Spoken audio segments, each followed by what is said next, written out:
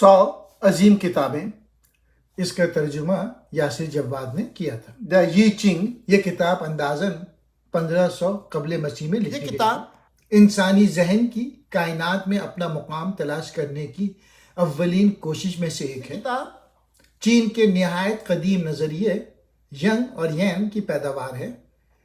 Young کا اصل مطلب سورج کی روشنی ہے، جبکہ یین سے مراد روشنی اور حرارت کی عدم موجودگی ہے۔ ان دو متضاد اصولوں کو کائناتی قوتیں سمجھا گیا۔ کتاب میں جا بجا ہمیں اعلیٰ انسان کی اصطلاح ملتی ہے۔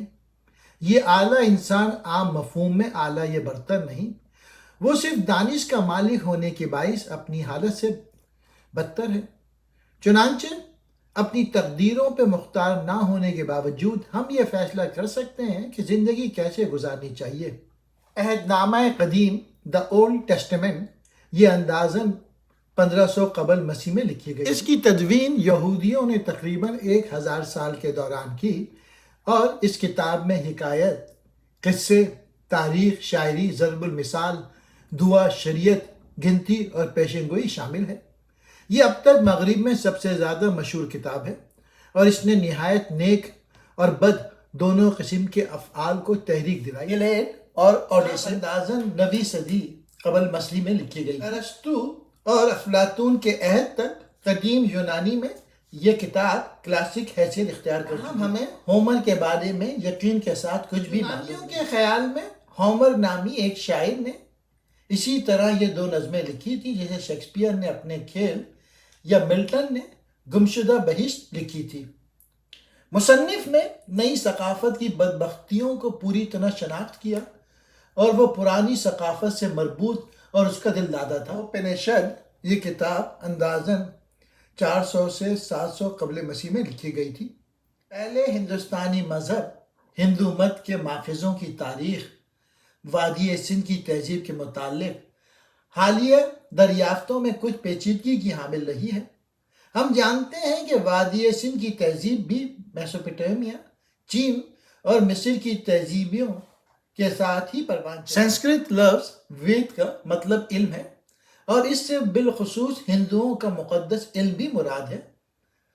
اپنیشد اصل میں 3 الفاظ اپنیشد کا مرکب ہے، جس کا مطلب استاد کے قریب بیٹھ کر سننا۔ اپنیشدوں کا نفس مضمون یہ ہے کہ برہمن اور آتما ایک ہی چیز ہے۔ برہمن کائنات کا سچ ہے، آتما داخلی انفرادی سچ ہے۔ تصوف کو پسند نہ کرنے والے عیسائی اس پر بہت سیکھپا ہوئے، کیونکہ وہ اپنے مذہب کو کامل سچائی خیال کرتے ہیں۔ انہوں نے ہندو مت کے ساتھ ساتھ بدھ مت کو بھی الہات پرستی قرار دیا۔ راستہ اور اس کی طاقت، دا وے اینڈ اٹس پاور، یہ لاؤ تزو نے لکھی تھی۔ یہ کتاب 3ویں صدی قبل مسیح میں۔ لاؤ تزو استاد یا بوڑھا گرو تاؤ مت میں مرکزی شخصیت ہے، لیکن غالباً وہ کوئی حقیقی شخص نہیں تھا۔ روایت کے مطابق وہ کنفیوشس کا نسبتاً بوڑھا ہم اثر تھا، جس نے کنفیوشزم کو رسوم سے متعلق امور کی تعلیم دی۔ ایک یہ روایت بھی موجود ہے کہ لاؤ نے چین کے حالات سے دل برداشتہ ہو کر اسے خیر بات کہا اور ہندوستان جا کے بدھا بن گیا۔ اویستا یہ کتاب اندازاً 500 قبل مسیح میں لکھی گئی تھی۔ موجودہ دور کے دانشوروں کے مطابق ایرانی مذہب زرتشت مت نے اپنے بعد میں آنے والے مذاہب پر گہرے اثرات مرتب کیے۔ یہودی، عیسائیت، بدھ مت اور اسلام۔ زرتشت مت کی عظیم لادینی کے پیروکار دیوتا زروان کی عبادت کرتے تھے۔ جدید زرتشتیوں کا بڑا حصہ پارسیوں پر مشتمل ہے، جن میں زیادہ تر ممبئی میں کافی وقار کے ساتھ زندگی گزار رہے ہیں، لیکن تقریباً 12,000 پارسی عراق اور کچھ مزید ایران میں ہیں۔ زرتشت نے بذات خود ایک ولی کے طور پہ داستانی شہرت حاصل کی، حتیٰ کہ یہ بھی کہا جاتا ہے کہ اس نے فیسہ غورس کے ساتھ مطالعہ کیا۔ گلدستہ تحریر اینالیکٹس یہ کتاب کنفیوشس نے لکھی تھی، اندازاً 5ویں یا 4ویں صدی قبل مسیح میں۔ کنفیوشس چینی تاریخ میں سب سے زیادہ مشہور اور با اثر مفکر ہے۔ کنفیوشس مت اصل میں کوئی مذہب نہیں اور نہ ہی کنفیوشس جدید مفہوم میں مذہبی تھا. اسے چینی مذہب کی عمومی انسانیت پسند نوعیت کے پس منظر میں دیکھنا چاہیے. چینی مذہب میں خدا بہت عظیم نہیں اور نہ ہی اس سے زیادہ رجوع کیا جاتا ہے. کنفیوشس کی پہلی سوانح اس کی موت کے بعد شائع ہوئی. وہ ریاست لو کے ایک غریب اشرافی خاندان میں پیدا ہوا. کنفیوشس نے سیاست میں اخلاقی اور انسانیت پسندانہ اصول متعارف کروانے چاہیے. کنفیوشس کہتا تھا دوسروں کے ساتھ وہ سلوک نہ کرو جو تم اپنے ساتھ ہونا پسند نہیں کرو. کوئی شخص اپنے اندر نیکی پیدا کر کے ہی دوسروں میں نیکی پیدا کرنا سیکھ سکتا ہے. کنفیوشس نے انسان کی بنیادی اچھائی پر زور دیا. حکمرانوں کو دانا اور نیک انسان دیکھنا چاہتا ہے لیکن اس نے مورسی حکومت کے نظام پر کبھی اعتراض نہ کیا. دوسروں کے ساتھ اچھا سلوک کرنے کے حوالے سے کنفیوشس کی تعلیمات آج بھی کافی حد تک کارآمد ہیں. کنفیوشس کے ہاں دنیا کا اختتام قریب ہونے کی بات کبھی نہیں کی گئی. ہم یہ بات جانتے ہیں کہ کنفیوشس کو اپنی نیکی کی نصیحت عقارت جانے کے بارے میں معلوم تھا لیکن کسے معلوم کہ اگر یہ نصیحتیں کی ہی نہ گئی ہوتی تو یہ دنیا کس قدر بری ہوتی. پیلپونیشین جنگ کی تاریخ 5ویں صدی قبل مسیح میں لکھی گئی تھی. ہیروڈوٹس کو بابائے تاریخ قرار دینا مشکل ہے. وہ ایسی بہت سی چیزوں میں بھی دلچسپی رکھتا تھا جو تاریخ کے دائرہ کار میں نہیں آتی. اس کتاب میں یونان اور فارس کی طویل جنگ کو اپنا موضوع بنایا. تحریریں انگلش میں کہتے ہیں ورکس. یہ کتاب بقراط نے لکھی تھی اندازاً 400 قبل مسیح میں. افلاطونی مفہوم میں مثالی طبیب تھا. خود افلاطون بھی اس کی بہت بڑی قدر کرتا تھا. طب کے استاد کی حیثیت میں کافی سفر کیا. بقراط کا بہت مشہور اور محترم طبیب بن جانا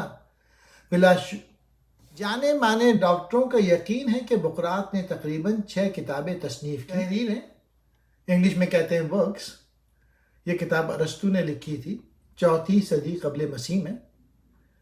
فلسفی سائنسدان اور عوامی مفکر ارسطو ہمارے مورسی انداز فکر میں اس حد تک سرایت کر چکا ہے کہ ہمیں اس کا نام کبھی اجنبی نہیں لگے گا. کہ وہ افلاطون کا شاگرد تھا اس لیے ہمیں ان تمام موضوعات پر اسے ہی فوقیت دینی چاہیے جن پر وہ افلاطون کے ساتھ اختلاف. ارسطو کی تحریروں میں غلامی کی روایات پر کوئی اعتراض موجود نہیں تھا جس کا مطلب یہ ہے کہ وہ یونانیوں کی فطری برتری کا دعوے دار تھا. ارسطو سکندر اعظم کو اپنے حملوں کے لیے سکندر اعظم نے بہانہ بنایا کہ وہ حملے کا نشانہ بننے والوں کو بچانا چاہتا ہے.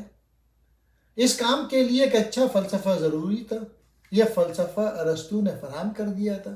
ارسطو قد میں اوسط سے کم، چھوٹی چھوٹی آنکھوں، گنجے سر اور پتلی ٹانگوں والا تھا. جب اس سے پوچھا گیا کہ وہ خوبصورت عورتوں کو کیوں پسند کرتا ہے تو اس نے جواب دیا کہ کوئی اندھا ہی ہے یہ سوال پوچھ سکتا ہے. دل ہونے کے باوجود وہ اپنا ہر کام بڑی مستعدی اور تندہی سے کرتا تھا. ارسطو نے گشتی فلسفی کا لقب حاصل کیا کیونکہ وہ ادھر ادھر چل پھر کر شاگردوں کو تعلیم دیا کرتا تھا. 11 برس بعد جب سکندر اعظم مر چکا تھا اور ایتھنز میں مخالف حکومت آ گئی، اس پر لادینی کا الزام عائد کیا گیا. وہ حکومت کے ہاتھوں ذلیل نہیں ہونا چاہتا تھا اور بھاگ کر چیلکس چلا گیا. ایک ہی برس بعد 322 میں اس کی وفات ہو گئی. ایک اولین نظریہ دان اور غالباً اولین عوامی مفکر جسم کے دماغ کا اس قدر متاثر کن ہونا محض ایک اتفاق نہیں. فلسفہ عیسائی عقیدے کا ستون بن گیا لیکن لوتھر نے اسے بدبودار قرار دیا. اس سے قبل وہ اسلامی دنیا کا فکری آقا رہ چکا تھا.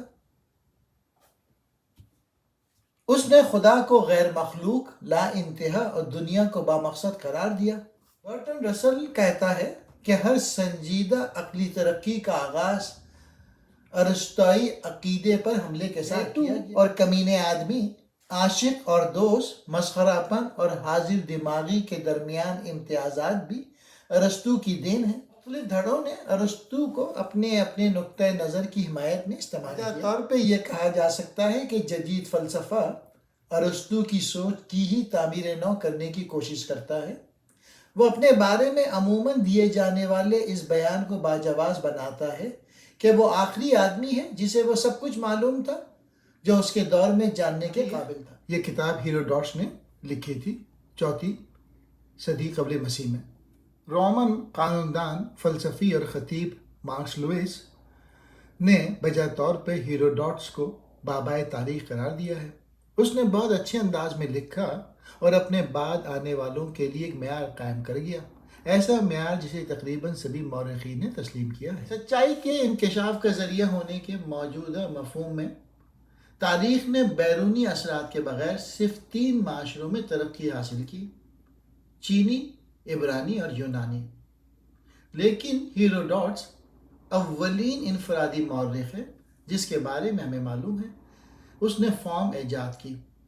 اس نے ہر ممکن حد تک خود کو محض و قائے نگار کے بجائے باقاعدہ مورخ بنایا۔ ہیروڈوٹس کا کوئی مد مقابل نہیں تھا۔ اس نے تنہا ہی تاریخ ایجاد کی۔ اس نے اپنی تحریر کے آغاز میں مندرجہ ذیل جملہ لکھا: میں نے یہاں جو کچھ لکھا ہے وہ میرے یقین کے مطابق سچائی ہے۔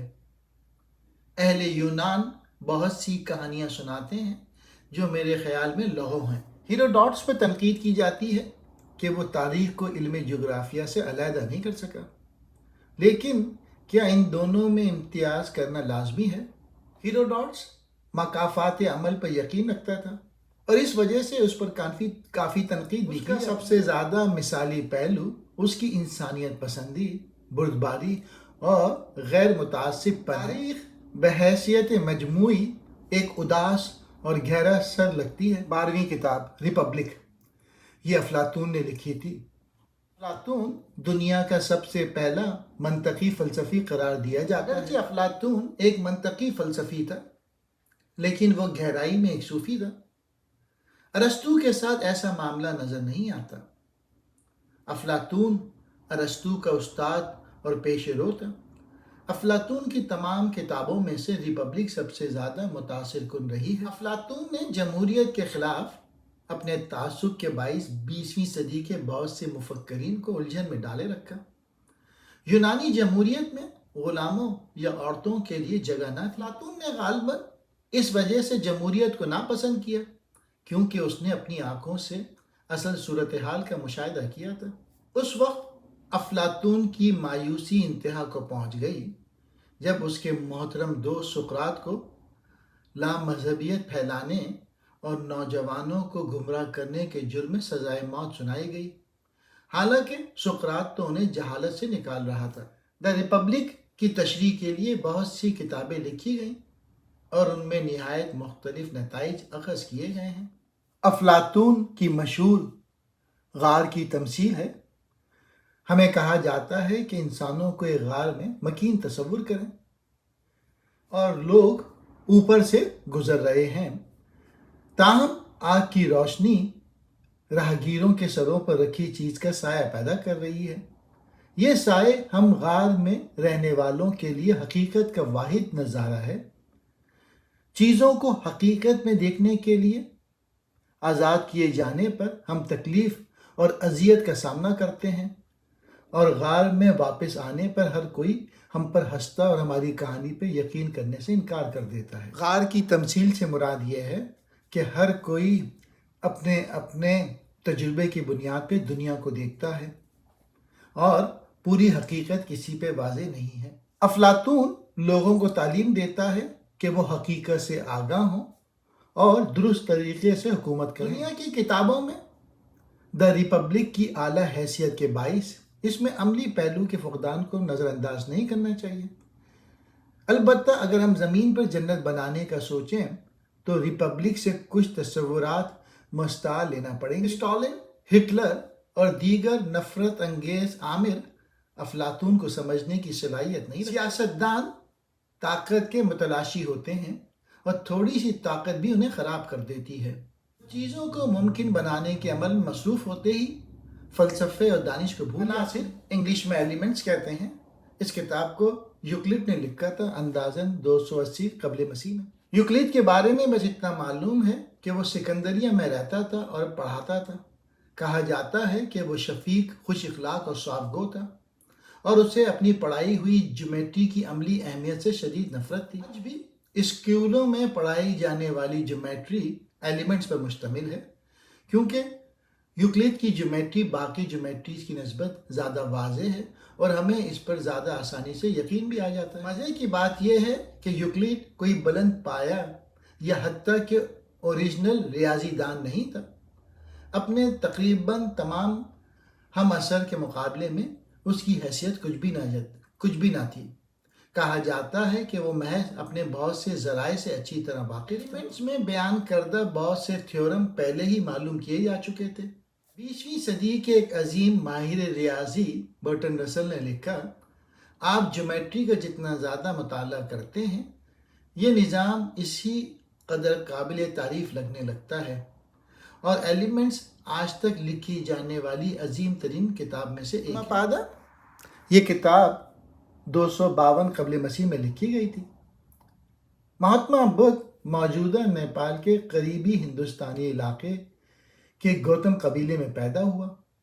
اس کا نام سدھارتھا رکھا گیا تھا،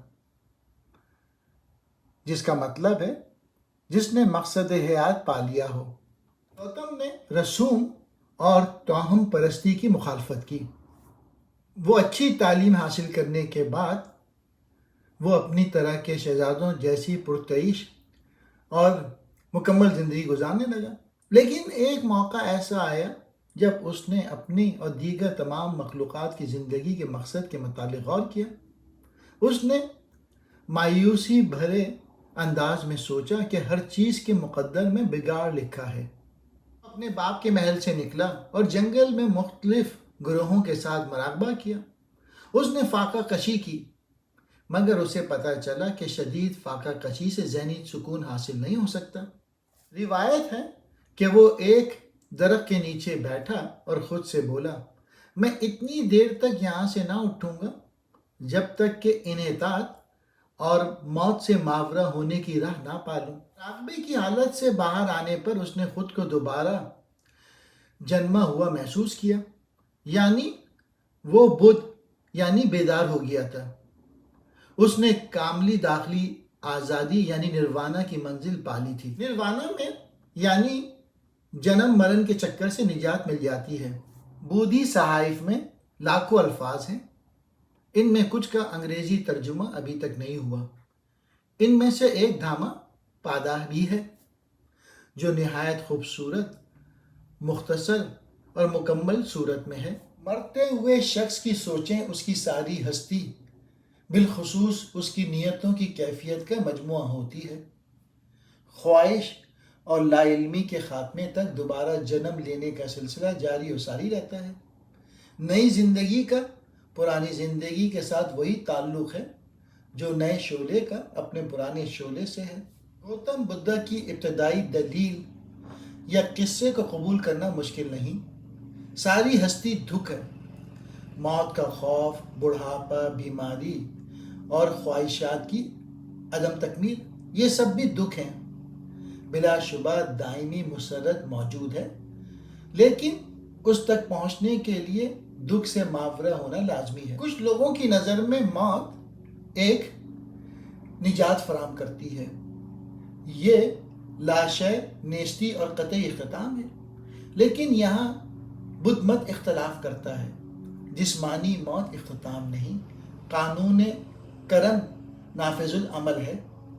کسی شخص کی امنگیں اور ارادے تعین کرتے ہیں کہ اس کا آئندہ جنم کیسا ہوگا۔ قانونی کرم کی مشینی کارفرمائی کو ختم کرنے کے لیے بدھا کی کچھ سفارشات ہیں۔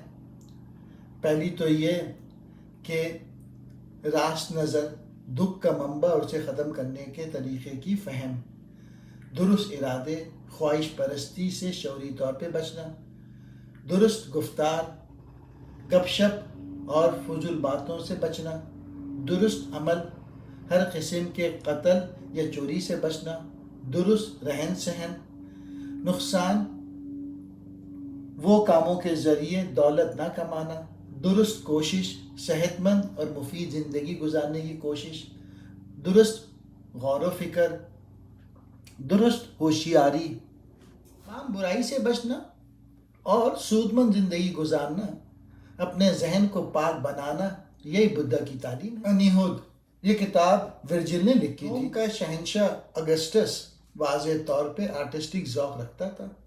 ورجل کی تحریر یا جرأت تحریر کو شناخت کرنے میں اگسٹس کی عظمت سے انکار نہیں کیا جا سکتا۔ اگسٹس نے شاہی روم کی بنیاد رکھی۔ یہ کتاب وضاحت کرتی ہے کہ اگسٹس کے اختیارات اور ریپبلکن آزادی کے احترام نے اسے ایک خصوصی مقام دیا ہے۔ وہ کہتا ہے کہ یہ خصوصی مقام اس کی ذاتی خوبیوں کا حاصل ہے۔ اس کی تمام فتوحات روم کی خاطر تھی۔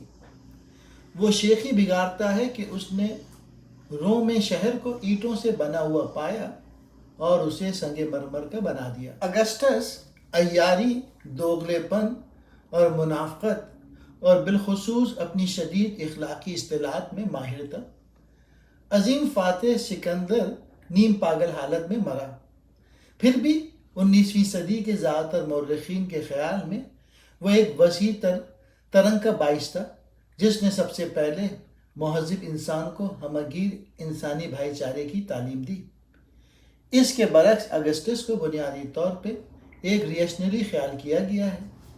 ورجل نے اگسٹس کے خواہش کردہ موضوع کو ماہرانہ انداز میں پیش کیا، لیکن اس میں ایک خصوصیت کا فقدان ہے: مزہ اور انسانیت پسندی کے مابین ایک چیز۔ یہ ایک مکار اور مہذب حکمران اور اخلاقی لحاظ سے پست آدمی کے کہنے پر لکھی گئی تھی۔ اگر ورجل میں جرأت ہوتی تو وہ خوفناک اگسٹس کے بارے میں کس قسم کی نظم لکھتا، یا کیا اس میں جرأت تھی ہی نہیں؟ حقیقت کی نوعیت، یہ کتاب اندازاً 55 قبل مسیح لکھی گئی تھی۔ اس کتاب کا ذکر کافی سازگار انداز میں کیا۔ توقع کی جاتی ہے جسم کا پیدا کردہ شعلہ جوش اسی کے ذریعے ٹھنڈا ہوگا، لیکن یہ امید فطرت کے برخلاف ہے۔ جنسی مسرت ایسی چیز ہے کہ اس سے جتنی زیادہ تسکین دی جائے یہ اتنی ہی زیادہ ہوتی ہے۔ مصنف کہتا ہے آپ کو یہ تسلیم کرنا چاہیے کہ جسم کے تباہ ہونے پر روح کا بھی خاتمہ ہو جاتا ہے۔ ایک محدود چیز کو ابدی چیز کے ساتھ جوڑنا اور ان کے درمیان کسی ہم آہنگی کا تصور کرنا دانش مندی نہیں۔ اس سے زیادہ نامناسب اور بے تکی بات کیا ہو سکتی ہے کہ ایک فانی اور لا فانی چیز کو اکٹھا کر دیا جائے۔ حیات بعد از موت پر یقین نہ رکھنے والوں پر بھی اس دلیل کا زیادہ اثر نہ پڑا۔ مقدس قوانین کی تمثیلی تشریحات، Allegorical Exposition of the Holy Laws، یہ کتاب پہلی صدی عیسوی میں لکھی گئی۔ سکندریہ نے یہودی مذہب اور یونانی فلسفے کے بارے میں لکھا ہے۔ اسے عموماً اور بجا طور پہ پہلا عیسائی عالم دین قرار دیا جاتا ہے، تاہم وہ خود ایک یہودی تھا اور یہ فرض کرنے کی کوئی وجہ موجود نہیں کہ اس نے کبھی عیسائیت کا ذکر بھی کیا۔ فیلو کی زندگی کے بارے میں تفصیلات میسر نہیں، ہم بس یہی جانتے ہیں کہ وہ سکندریہ کے ایک اہم یہودی خاندان میں پیدا ہوا۔ اس کتاب کا اہم حصہ کائنات کی تخلیق کے بارے میں، خدا کی فطرت سے متعلق یونانی نظریات پہ فیلو کی تشریحات یہودیت، عیسائیت اور اسلام کے مشترکہ فلسفے کی بنیاد بن گئی۔ اس لحاظ سے اس نے مذہب عالم کی ترقی میں زبردست حصہ ڈالا۔ عہد نامہ جدید، انگلش میں کہتے ہیں دا نیو ٹیسٹیمنٹ، یہ کتاب 64 سے 110 عیسوی کے درمیان لکھی ہے۔ حضرت عیسیٰ علیہ السلام کو پیغمبر قرار دیا گیا ہے۔ خدا کے بیٹے کے طور پہ حضرت عیسیٰ علیہ السلام کی حیثیت کو قرآن بالکل مسترد کرتا ہے، لیکن بالعموم مسلمان یقین رکھتے ہیں کہ حضرت عیسیٰ روز قیامت خدا کے ساتھ تشریف فرما ہوں گے۔ زیادہ کٹر عیسائی ایسی ہی جوابی رویہ اختیار کرنے سے قاصر ہیں۔ رومن گورنر پائلیٹ نے حضرت عیسیٰ علیہ السلام کو غالباً کچھ یہودیوں کے اصرار پر ہی صلیب دی تھی۔ یہودی خوفزدہ تھے کہ ان کی تعلیم امن خراب کرنے کا باعث بن سکتی ہے۔ حضرت عیسیٰ علیہ السلام کے شاگردوں نے دعویٰ کیا کہ انہوں نے مرنے کے بعد ان سے ملاقات کی تھی۔ حضرت عیسیٰ کے اولین پیروکاروں نے جوری کے اندر ایک فرقہ تشکیل دیا۔ آج بھی ایک قلیل التعداد یہودی گروہ انہیں خدا کا بیٹا تسلیم کرتا ہے، لیکن نئی عیسائیت غیر یہودی دنیا میں پھیلنے لگی۔ حضرت عیسیٰ علیہ السلام کے اقوال 2 صدی عیسوی تک نہیں لکھے گئے تھے. زندگیاں انگلش میں لائفز کہتے ہیں، یہ پلوٹارک نے کتاب لکھی تھی اندازاً 50 تا 120 عیسوی کے درمیان. رومنوں نے اپنی وسیع و عریض سلطنت کو متحد رکھنے میں یونانیوں کی نسبت کہیں زیادہ مہارت اور عیاری کا بھی مظاہرہ کیا. اگسٹس نے بھی کبھی بھی رحم سے کام نہ لیا بلکہ ہمیشہ مصلحت کے تحت ہی رحمدلی دکھائی. پلوٹارک کے والدین متوسط طبقے کے تھے. وہ فلسفہ پڑھنے ایتھنز گیا اور بعد میں اپنے شہر واپس آ کر ایک اسکول میں فلسفہ پڑھایا. اس نے تقریباً 200 کتابیں لکھی تھیں. ہم تک ان میں سے آدھی کتابیں ہی پہنچ پائی ہیں جن میں زندگیاں بھی شامل ہیں. زندگیاں میں پلوٹارک تاریخ کے بجائے سوانحات لکھنے کا ارادہ رکھتا تھا. اس کا مقصد ہیرو کو سنگین حالات اور مشکلات سے دوچار کرنے کے بعد یہ دکھانا کہ وہ ان مسائل میں سے کیسے باہر آتا ہے. پلوٹارک اپنے دور میں بہت مقبول ہوا کیونکہ اس نے رومنوں کو وہ کچھ فراہم کیا جسے سننا وہ پسند کرتے تھے. مقدس اگسٹس کی موت کے بعد سے تواریخ annals from the death of the divine Augustus, یہ کتاب اندازاً 120 عیسوی میں زیادہ تاریخ سلطنت کی تباہی اور زوال کے دوران ہی ضائع ہو گئی تھی. اگسٹس کی جانب سے روم کو دی گئی عظمت کے انسانی نقصانات میں سے ایک یہ تھا کہ فیصلے خفیہ مجلس مشاورات میں کیے. سچائی کی انجیل دا گاسپل آف ٹروتھ، یہ اندازاً 1 صدی عیسوی میں کی کتاب. مراقبات انگلش میں کہتے ہیں میڈیٹیشن، یہ مارکس اوریلس نے لکھی تھی. مارکس اوریلس لکھتا ہے کہ نیک اور عقل مند بننے کے لیے انسان کو فطرت کے ساتھ ہم آہنگ زندگی گزارنی چاہیے. خدا کائنات ہے، کائنات خدا ہے. دانا اور نیک انسان اس سارے منصوبے میں اپنا مقام شناخت کرتا ہے. ہر فرد میں ایک روح، ایک ہی چنگاری موجود ہے جو کائنات میں سے آئی ہے اور واپس اسی میں. اوریلس نے اپنی کتاب کو خود ترتیب نہیں دیا. کتاب کے 12 حصوں میں سے پہلا حصہ صرف اظہار تشکر کے لیے وقف کیا ہے. باقی کے حصوں کا مواد پڑھے جانے کے قابل اور اکثر ناقابل تردید خیالات پہ مشتمل ہے.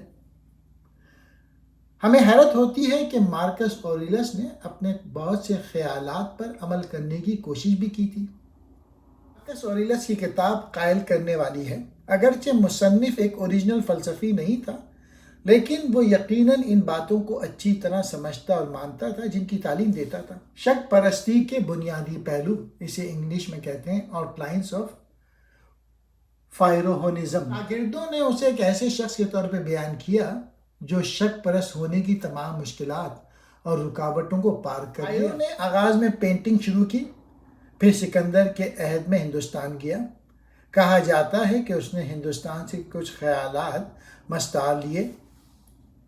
یہ عین ممکن ہے کیونکہ ہندوستانی مذاہب اور بالخصوص بدھ مت کی طرح فائرو کا مقصد بھی فلسفہ نہیں بلکہ انداز حیات تھا. وہ آپ واپس آ کر اپنے آبائی شہر میں مقیم ہوا. فلسفیانہ اعتبار سے فائرو یہ دعویٰ کرنے والا پہلا شخص تھا کہ کوئی مثبت علم ممکن نہیں اور صرف منطقی طریقہ کار ہی تمام امور کا حتمی فیصلہ کر سکتا ہے. یہ کتاب پلوٹینس نے لکھی تھی. پلوٹینس تمام افلاطونیات پسندوں میں سب سے زیادہ عظیم ہے. وہ نہایت با اثر صوفی تھا جس نے کبھی لفظ صوفی استعمال نہ کیا اور نہ ہی یہ اسے پسند تھا. عیسائیوں کے برخلاف اس نے آزاد خیالات کو اپنانے کی غلطی. پلوٹینس نے کائنات کو بذات خود ایک جاندار شے. پلوٹینس نے بھی تسلیم کیا کہ معجزات رونما ہوتے ہیں لیکن انسانوں کو اپنی ذاتی کوششوں کے ذریعے واحد کے ساتھ اتحاد حاصل کرنا چاہیے. پلوٹینس کی تحریر کو سمجھنے میں کافی مشکلات پیش آتی ہیں لیکن وہ اپنے آپ کو بڑا چڑھا کر پیش کرنے اور جھوٹ بولنے والا نہیں. اعترافات انگلش میں کہتے ہیں کنفیشن. اس کتاب کا مصنف اگسٹین تھا.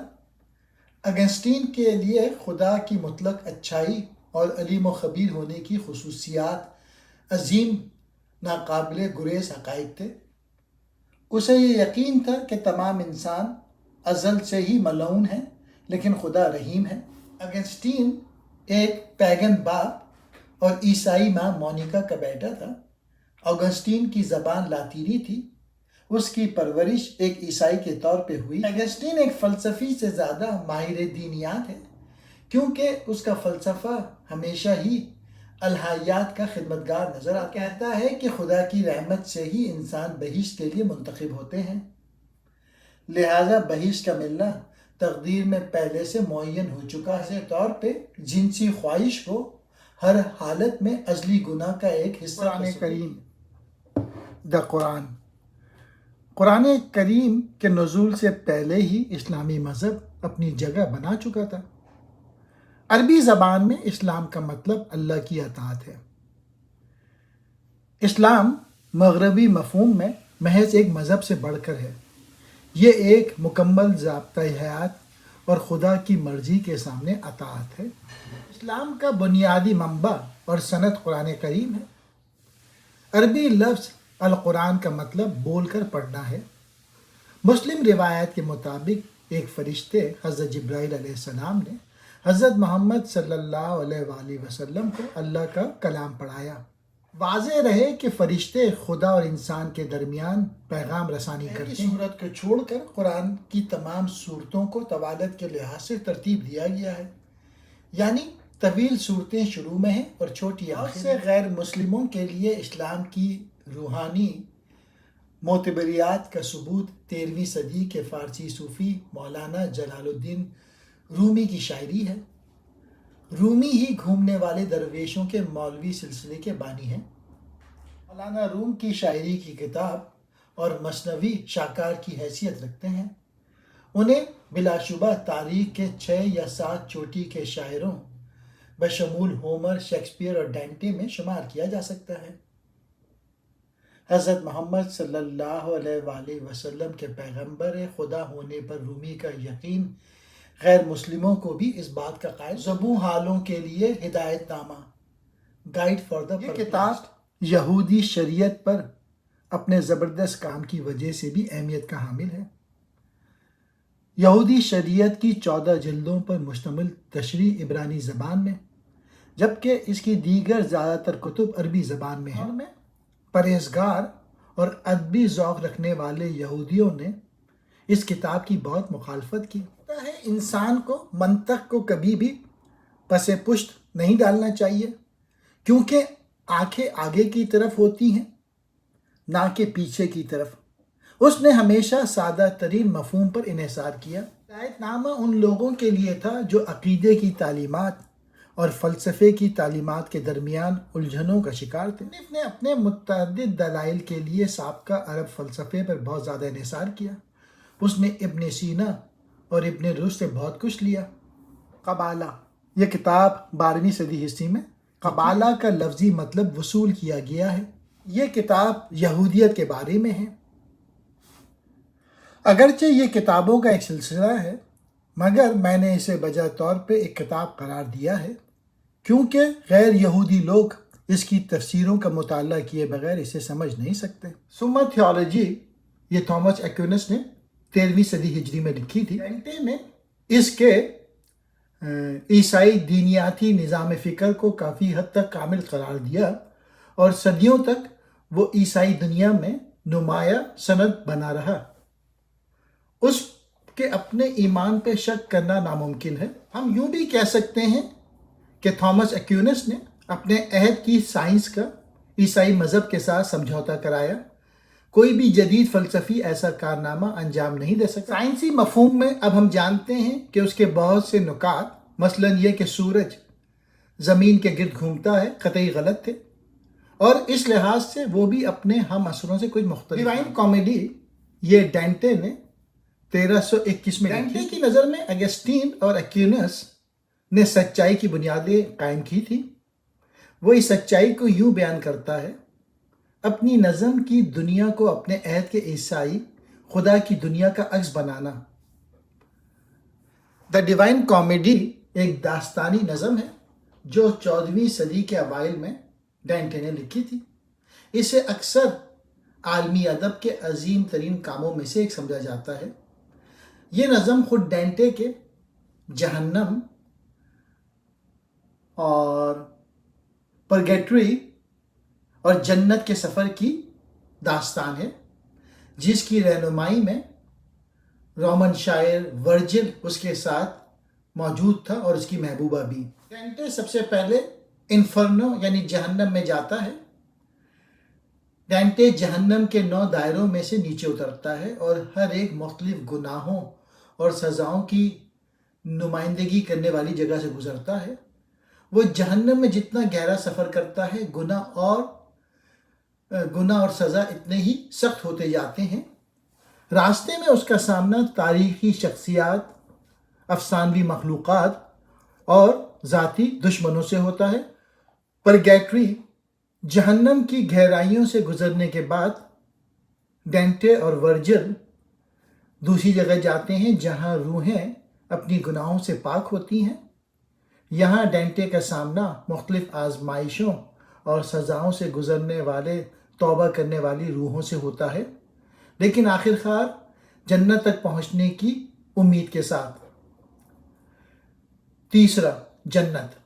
نظم کے آخری حصے میں ڈینٹے آسمان کے آسمانی دائروں سے گزرتا ہے، جس کی رہنمائی اس کی محبوبہ بیرٹس کرتی ہے۔ خدائی حکم اور بابرکت روحوں کا مشاہدہ کرتا ہے۔ ہر دائرہ ایک مختلف خوبی کی نمائندگی کرتا ہے اور ڈینٹے کا سفر الہی موجودگی کے ویژن پہ اختتام پذیر ہوتا ہے۔ نہ صرف ایک مذہبی تمثیل ہے، بلکہ انسانی فطرت، اخلاقیات اور بعد کی زندگی کے بارے میں مسیحی تفہیم کی گہرائی سے تحقیق بھی ہے۔ علامہ اقبال کا جاوید نامہ اسی انداز میں لکھا گیا ہے، جہاں علامہ اقبال رومی کے ساتھ مختلف سیاروں میں جاتے ہیں۔ فولی کی تعریف، ان پریز آف فولی، یہ کتاب ڈیزرس ایرسمس، یہ ایک ڈچ رائٹر تھا، اس نے لکھی۔ فولی کہتے ہیں حماقت کو۔ تو حماقت اپنی تعریف ایک دیوی کے طور پہ کرتی ہے اور اپنی تقریر شروع کرتی ہے۔ یہ اعلان کرتی ہے کہ اسے اکثر کم سمجھا جاتا ہے اور اسے غلط سمجھا جاتا ہے۔ وہ زور دے کر کہتی ہے کہ اس کا اثر وسیع اور انسانی خوشی کے لیے ضروری ہے۔ حماقت کی تعریف، حماقت مزاحیہ طور پہ اپنی زندگی میں خوشی اور ہنسی لانے کی صلاحیت کے لیے خود کی تعریف ہے، باوجود اس کے کہ اسے اکثر منفی سمجھا جاتا ہے۔ وہ دلیل دیتی ہے کہ انسانی رویے کے بہت سے پہلو جیسے محبت، جنگ، سیاست اور مذہب دراصل حماقت سے متاثر ہوتے ہیں۔ معاشرے کی تنقید، فولی کی تقریر کے ذریعے ایرسمس معاشرے کے مختلف پہلوؤں پہ تنقید کرتا ہے، جن میں پادریوں کی بدعنوانی، عملی حکمت پر تجریدی علم کو ترجیح دینے والے علماء کی حماقت اور ان لوگوں کی منافقت جو نیک ہونے کا دعویٰ کرتے ہیں لیکن خود غرضی سے کام لیتے ہیں۔ تنزیہ مشاہدات، حماقت انسانی فطرت اور رویے کے بارے میں تنزیہ مشاہدات کرتی ہے، معاشرے میں موجودہ مضحکہ خیزیوں اور تضادات کی نشاندہی کرتی ہے۔ وہ طاقت کے غلط استعمال اور دولت اور حیثیت کے حصول پر بھی تنقید کرتی ہے، حماقت کو گلے لگانے کی دعوت کرتی ہے۔ فولی یعنی بیوقوفی یعنی حماقت اپنے سامعین کو حماقت کو قبول کرنے اور خوشی اور سادگی کی زندگی کو اپنانے کی ترغیب دے کر اپنی تقریر کا اختتام کرتی ہے، بجائے اس کے کہ سنجیدگی اور عزائم میں مبتلا ہو۔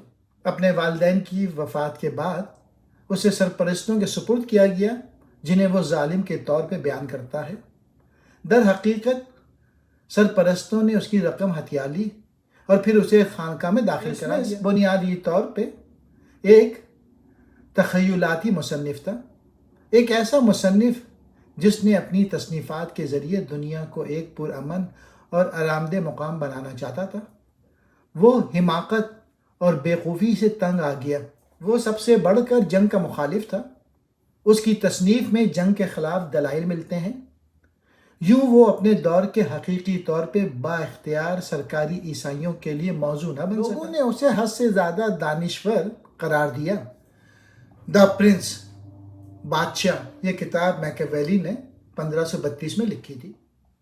بنیادی میسج دا پرنس کا یہ ہے کہ حکمرانوں کو اخلاقی اصولوں کے بجائے اقتدار اور استحکام کی بحالی کو ترجیح دینی چاہیے۔ میکیاویلی کہتا ہے کہ ایک حکمران کو ریاست کے کنٹرول کو برقرار رکھنے اور تحفظ فراہم کرنے کے لیے ہر وہ کام کرنے کے لیے تیار ہونا چاہیے جس میں دھوکہ دہی اور ظلم کا استعمال بھی شامل ہے۔ اتحادیوں، دشمنوں اور رعایا سے نمٹنے کے لیے مختلف حکمت عملیوں پر تبادلہ خیال کرتا ہے، محبت کے بجائے خوفزدہ کرنے کی اہمیت پہ زور دیتا ہے۔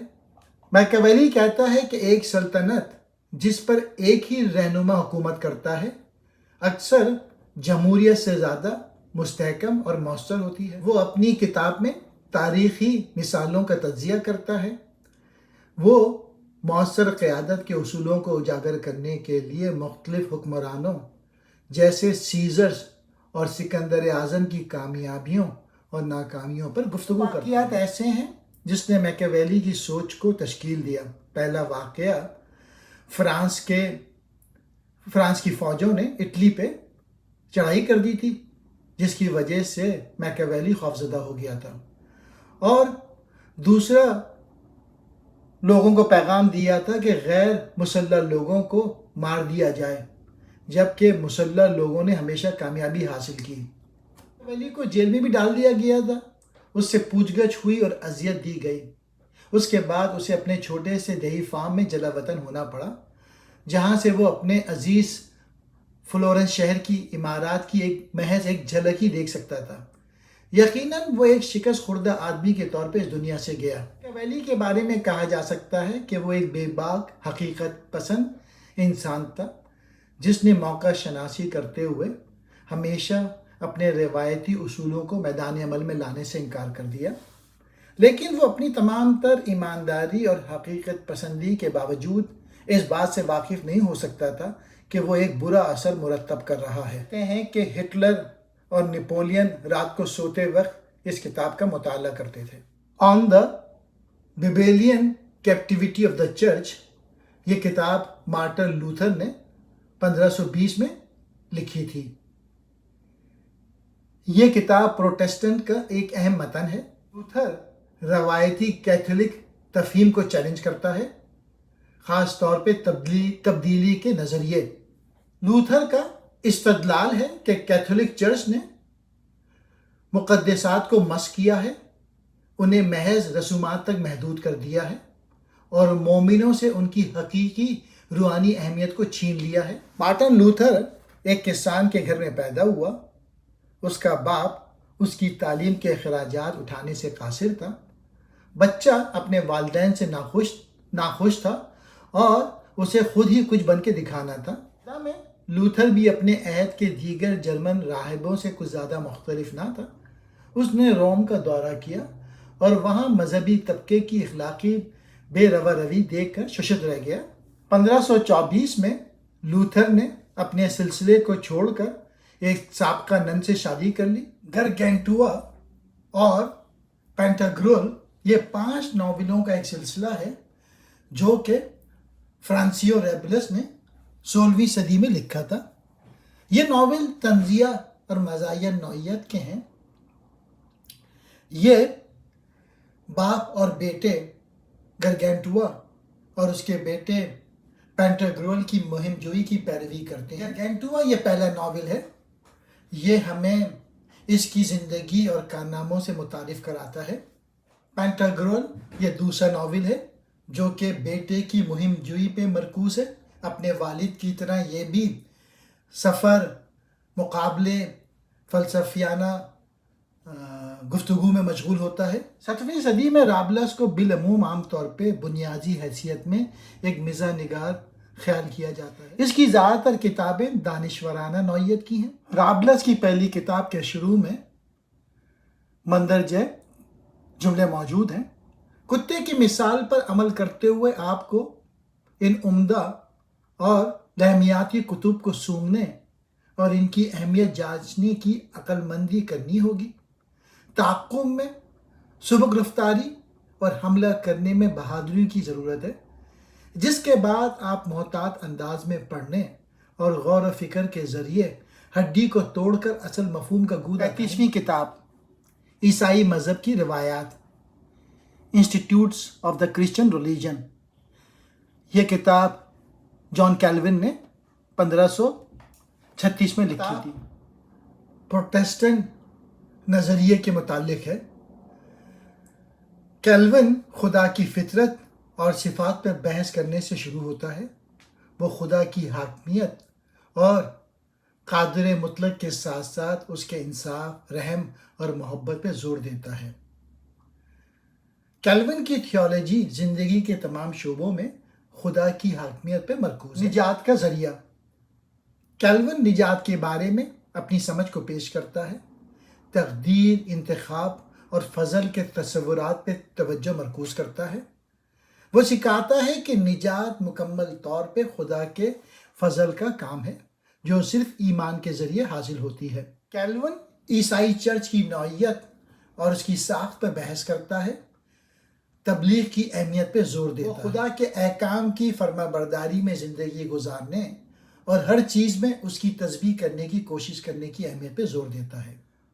آن دا ریولوشن آف دا سیلسٹیکل آربس، آسمانی مداروں کی گردش، یہ کتاب نیکولس کوپرنیکس نے لکھی تھی. کوپرنیکس ایک ریاضی دان اور ماہر فلکیات تھے جو اپنے کام کے لیے مشہور تھے، جس نے کائنات کے بارے میں ہماری سمجھ کو بنیادی طور پہ بدل دیا. انہوں نے سورج کو مرکز میں رکھا جس میں زمین بھی شامل ہے، اس کے گرد چکر لگاتی ہے. ہیلیو سینٹرک ماڈل کوپرنیکس نے تجویز پیش کی تھی کہ زمین کائنات کا مرکز نہیں ہے جیسا کہ اس وقت عام طور پہ خیال کیا جاتا تھا، بلکہ سورج کے گرد گھومتا تھا.